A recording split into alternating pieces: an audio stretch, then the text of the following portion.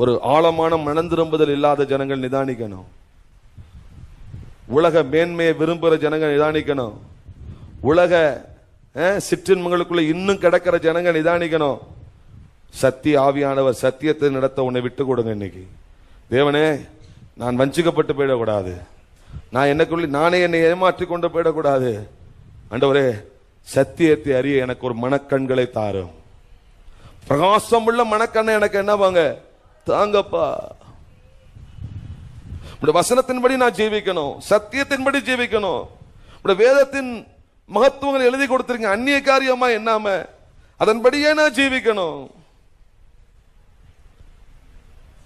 பாதாளத்தின் திறவுகோலை யார் கையில் இருக்குது? அதே போல பரலோகத்தின் திறவுகோல் யார் கையில தான் இருக்குது? அவர் கையில தான் இருக்குது. அந்த ஊழியக்கார் இப்படி போய்ச்சார், இந்த ஊழியக்கார் இப்படி போய்ச்சார்னு சொல்லி நம்ம என்ன செய்ய முடியாது? பரலோகத்துக்குள்ள போயிடவே முடியாது. உங்களை அறியேன், அக்கிரம செய்ய காரர்களை என்னை விட்டு. ஆண்டவரே, எங்களுக்கு தெரியாதா?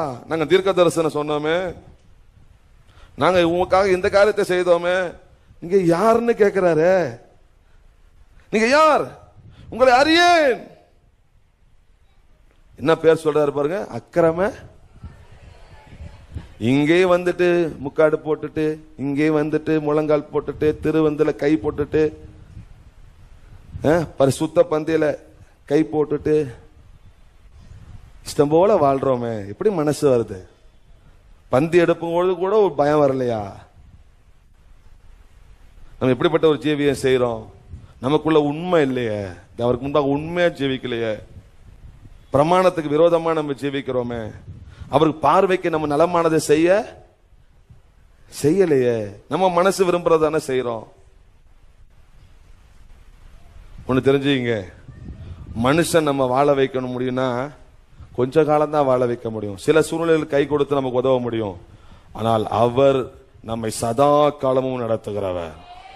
அல்லேலூயா சொல்லுங்க.